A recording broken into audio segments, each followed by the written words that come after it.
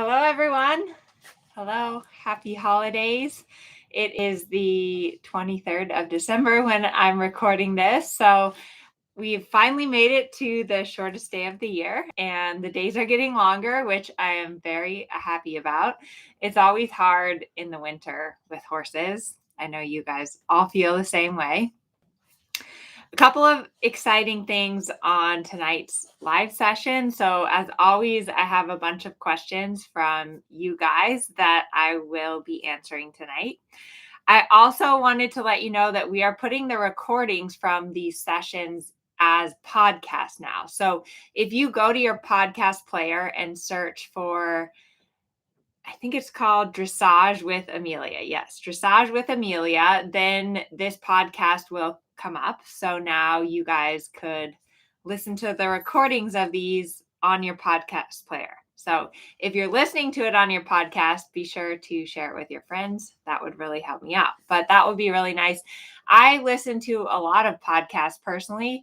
That's where I learn a lot of things about riding and business and personal development, and podcasts are a really nice way because you can do other things while you listen to them. You don't have to be sitting at a computer. So that's exciting. The other exciting things coming up is that I'm doing a goal setting webinar on the 1st of January.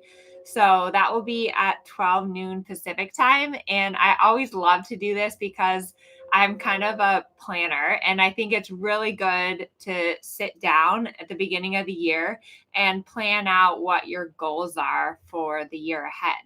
It's very normal that you don't reach your goals, or that halfway through the year you need to tweak your goals, and that's totally fine. But it's a good thing to do. So I hope to see all of you guys on the 1st of January, and then the following weekend on the 9th, Sunday the 9th, I'm going to be doing a webinar on groundwork. So we have a lot coming up. Luckily, here in California, it has been raining literally all day long. So I've had a lot of time to sit at my computer and start working on some webinars for you guys. I live in Southern California. We don't get a lot of rain, but we do really need it. So it's nice when we have the rain. Unfortunately, we can't do a lot when it rains. So we have these giant tarps, which if you follow me on Instagram, you might have seen, but we pull out these giant tarps that cover the entire arena. We have 2 arenas that we cover at my barn.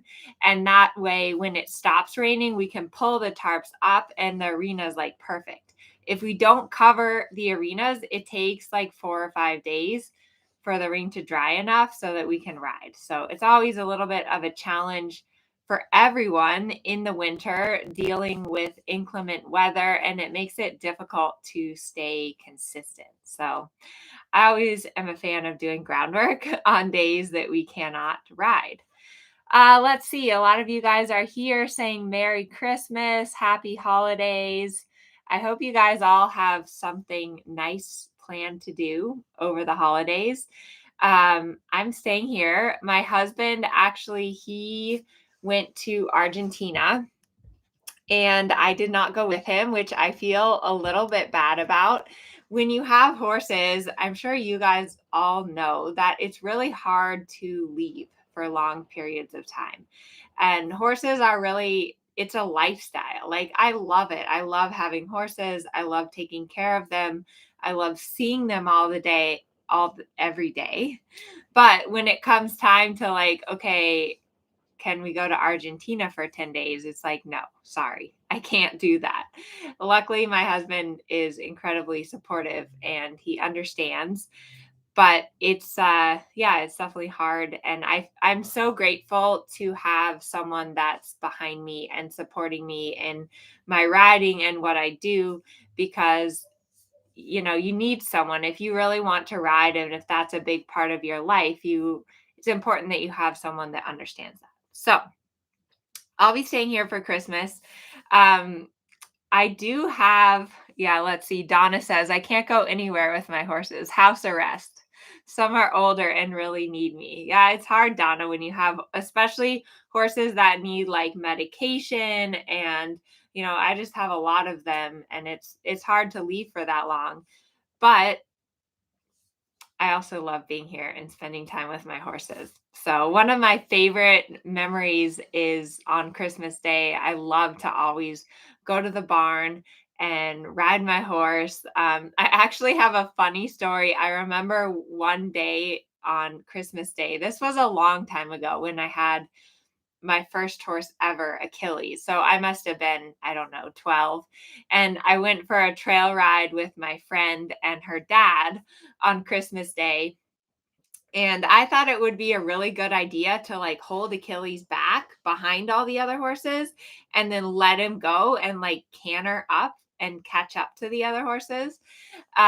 Needless to say, that didn't really end well because Achilles got all excited and started like bucking, and I fell off of him. When I started riding, I was terrible and I had no balance and I fell off all the time. So Achilles went like trotting down the middle of the dirt road, and this guy that was pushing a baby stroller just randomly caught him. So that was rather embarrassing, but definitely a memorable Christmas Day. So hopefully you guys are doing something with your horses this Christmas.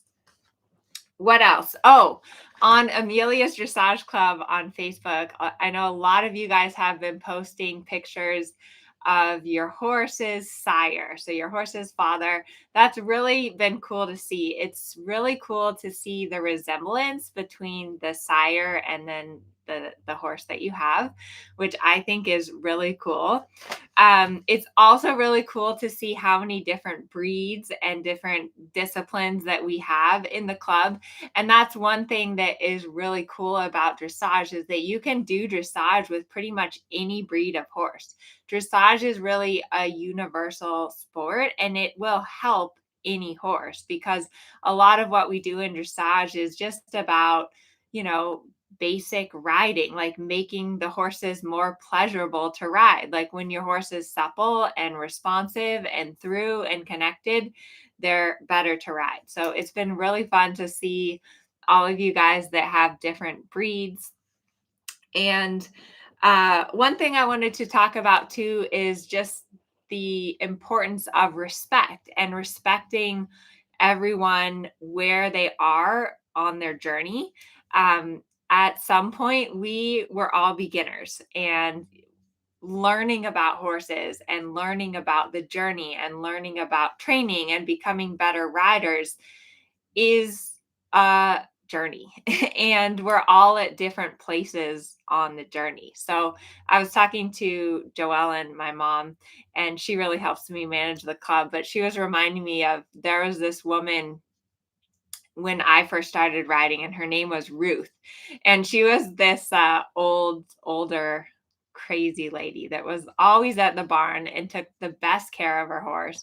But she said that no one is born knowing how to ride. No one is born knowing dressage, and we're all at different places along the journey. We've all made mistakes with our horses.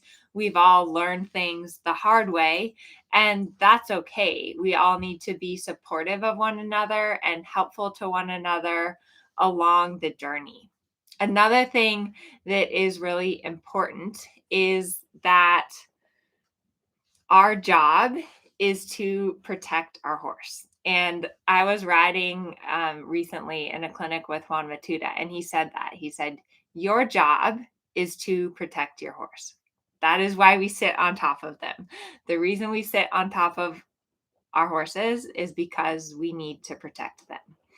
And so it's important, you know your horse best, and you're at some point responsible for the situations that you put your horse in. And we've all been there where we've kind of put our horse in a bad situation, or our horse has had a bad experience, or they've been with the wrong trainer, and we've made that mistake. And it's always important that, our job is to do what's best for our horse, to change the situation, and also not to force things on our horse. So when Juan Matuda was telling me that, he was talking to me about Kensington. And Kensington is my young horse. He's 6, coming 7 this year. he's a really, really special horse, but he's also a horse who's like very internalized, like he kind of hides his anxiety. And he's also a horse that I feel like needs a little more time. So, when I have set like certain goals, like this is what I want to achieve with him this year, and, why isn't he doing X, Y, and Z? Part of what we all need to learn with horses is that we need to be respectful of the horse's journey as well. And that sometimes it might take longer for the horse to make that leap or to get up to the next level or to achieve the goal. And that's okay too. And we just need to, listen to our horses and feel them. And it's all a journey. I love horses. I love riding. It's such a fun thing, and just being a part of them and having a relationship with a horse is really, it's incredible. So, okay, I'm going to get to your guys' questions now. Let me know if you guys are watching here live and you want to type a question in the chat. If you're having issues, let me know. Okay, Shaughnessy, what do you do for stamina endurance training for the horses? I've been reading about canter interval training and it sounds fun. The trails are a favorite, but the weather has been atrocious. So stamina and endurance, a couple of things that I do. One is a lot of walking. I think that when you really make your horses march and walk out, you can add a lot of stamina and fitness to your horse without a lot of wear and tear on their legs. So when I have time, like with Harvey, for example, I'll get him out a second time and either just hand walk him or tack walk him. And that helps a lot with his stamina and endurance. Okay. Nikki says, I see this and I feel so alone. I have the petulant child, the problem, the issue. I'm lost. And then Darcy responds, Nikki, you're not alone. We all struggle. Every day, someone does something to hurt themselves, or my pony throws a mini meltdown just as I'm thinking, okay, today was a pretty good day. Yeah, so horses are hard. And I've definitely been there with having a difficult horse. I had a horse named Trump, and he was part thoroughbred. He was the first horse I ever got to the Grand Prix, but he was really, really difficult. And he embarrassed me so many times. Like, one of the worst embarrassing moments with Trump was after my first Grand Prix. One of my clients had like gotten champagne and it was going to be this whole big deal and we were going to celebrate. And when I did my first Grand Prix with Trump, he was terrible, like awful. He literally screamed his head off the entire test. And it was so embarrassing. And I left the arena in tears and I like wouldn't even let her open the bottle of champagne. So we've all been there. And I think it's important when you have a difficult horse that you don't take it personally and that you don't get so emotional about it. And I know that that's really hard, especially probably if you only have one horse. But one thing that I definitely learned from Trump was that he was a difficult horse. It wasn't that I was a bad rider or that I was necessarily doing anything wrong. He was a difficult horse. And did it make me look good? Like, did it make me look good to go out there and have him scream his head off and act like a 4-year-old when I was doing my first Grand Prix? No, it made me look terrible.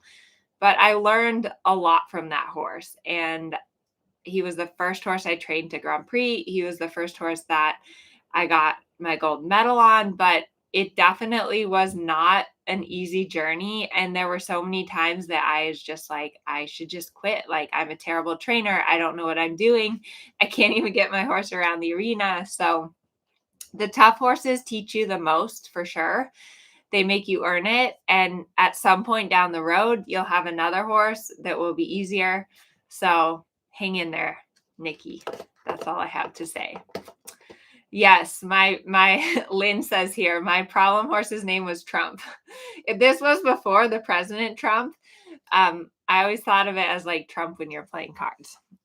Okay, let me see in the chat here. We have a question from Briar. Oops.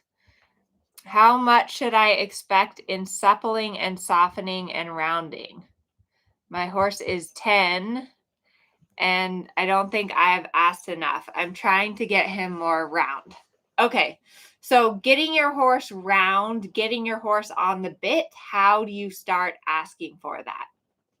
A couple of suggestions. One is just at a very simple level, even from the ground, even at the halt, is just really making sure that your horse understands how to give to the pressure of the bit.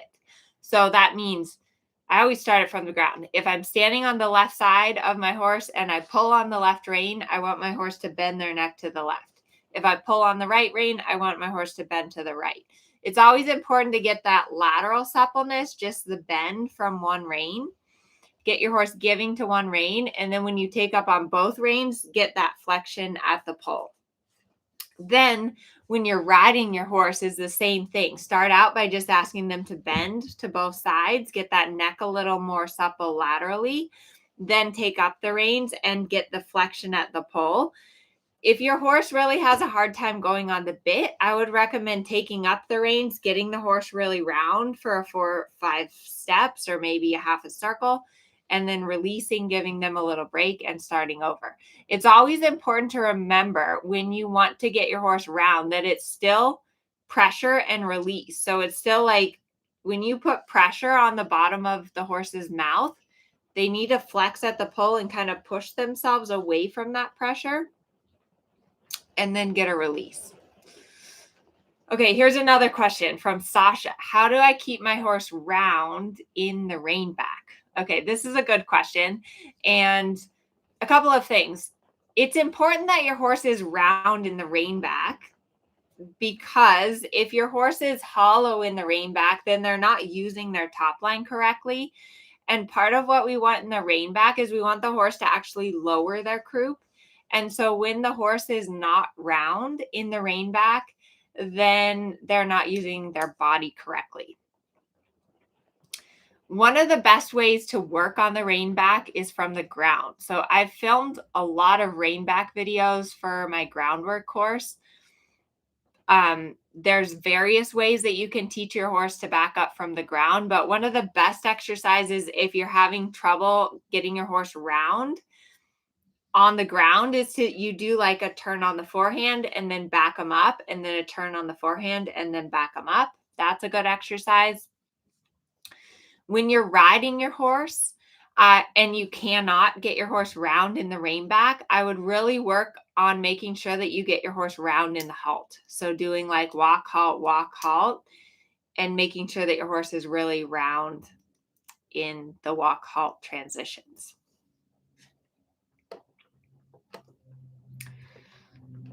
Okay.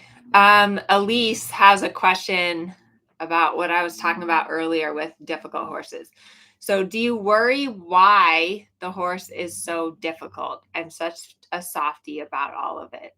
So yes, for sure. I think that it is really hard when we're training horses because horses can't talk to us. So they can't tell us, hey, my back hurts and that's why I tried to buck you off. Or like with my horse Kensington, he had ulcers and I didn't really realize, but that was affecting him when I was riding him. So it definitely is hard when you have a horse that's being difficult to decipher what's physical versus what is training and what is just disrespect.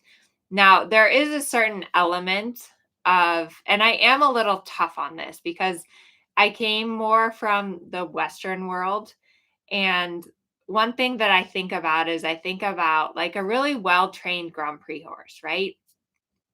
They will work even when they're a little sore, even when they're a little stiff. Like I guarantee that they don't feel 100% every day, but they're so well trained and they're so obedient that they do it anyway.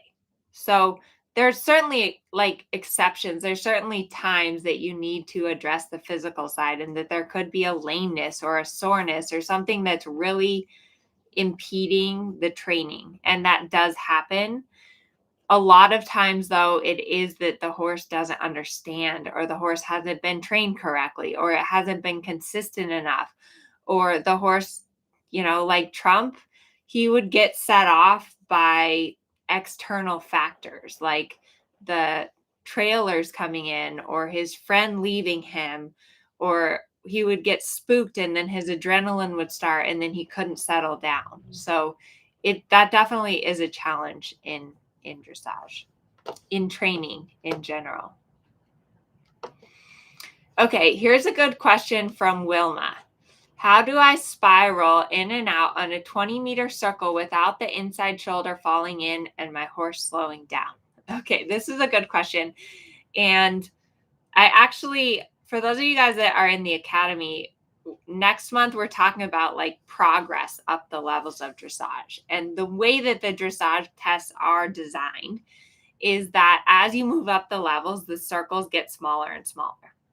The reason that this is because smaller circles challenge your horse's suppleness, connection, and engagement, as well as collection. So when you start at a 20-meter circle, your horse has to bend some in the body. When you start spiraling your circle smaller, now the horse has to bend even more in their body. So this requires more suppleness. It requires more engagement, more hind and under and shoulders lifting. So that is why when you spiral in, a lot of times your horse will slow down, or they'll fall in on their inside shoulder, or they'll swing out with their haunches because you're challenging that suppleness. So, Wilma, I would say that when you're spiraling in and you get to that place where it gets hard for your horse and the shoulder starts falling in and your horse starts slowing down, kind of stay at that size circle right when it starts to get hard, but before it falls apart. So that's kind of the edge of like the comfort zone and then where things start to get difficult. Stay at the edge there, because whenever any of you guys are doing a dressage exercise, the most important thing is always the basics. So the rhythm, the suppleness, the connection. When you start to lose that, so for example, when your horse starts to slow down, when you lose the bend, when their head comes up, when their poll drops down, that's a sign that things are getting hard and one of the basic level training scale has started to fall apart. So you want to make things just make sure that you keep those basics correct. And if you stay consistent with your training and every day just kind of chip away at that edge where things start to get difficult, it will get better. So hopefully that helps. Yes, Joanne, it's raining. It has been raining here all day long, like literally all day long.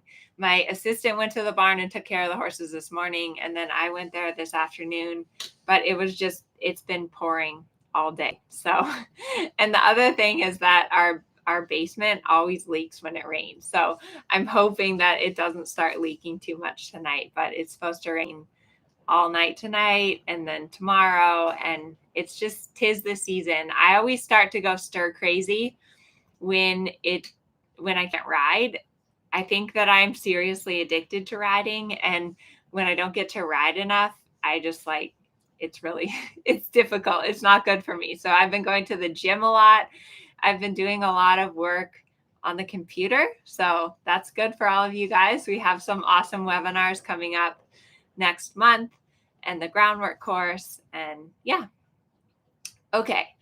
What else here? Peggy says that she enjoyed the videos with Kane, my assistant. Yeah, so I've done 2 videos with Kane riding an off the track thoroughbred that have been really fun. And Kane is wonderful. She does a lot of the camera work and the photos and the videos. So she is awesome. Okay, here's another good question from Elise. How do I know if my horse really is having difficulty doing what I ask or if she's just being lazy? My warm blood mare is a little lazy, and sometimes I think she just has my number, meaning if she tells me no enough, I assume she can't and let her off the hook. Can horses even think like that, sort of take advantage, or are they good natured? Okay, this is a good question, and a couple of things that I think are important is that, how do I start? Okay, so laziness.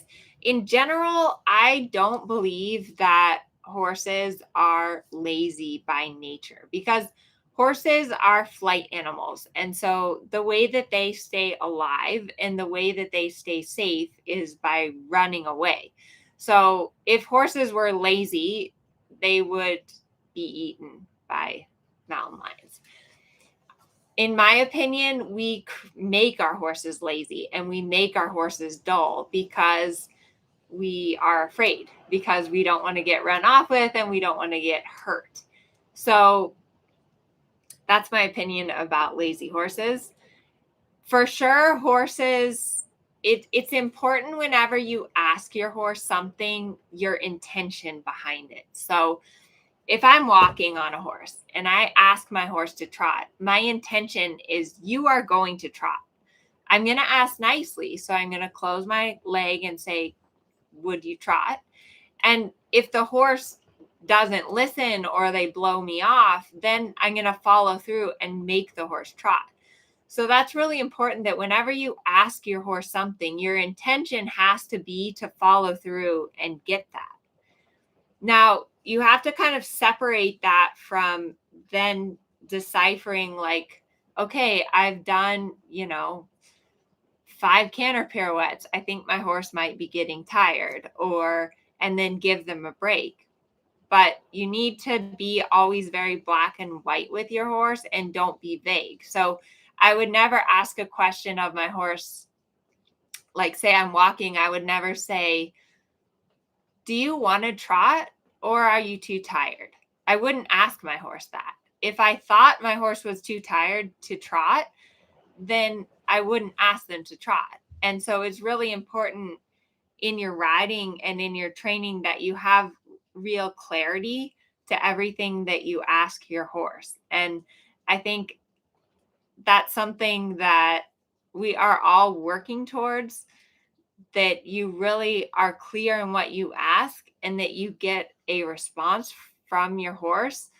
That's one thing I'm going to talk about in the groundwork course, but it's like you give an aid. You ask your horse for something. You ask your horse to back up. You ask your horse to come forward. You get that response and then you get a release. And then separating that from your brain saying, okay, this is a little harder for my horse. Maybe my horse is getting tired, but you need to be very clear in everything that you request of your horse, because you're the leader. And if you start being unsure or unclear, your horse is going to pick up on that. And your horse is going to sense that you're not confident, and then they're going to take over. So hopefully that answers your question, Elise. Good.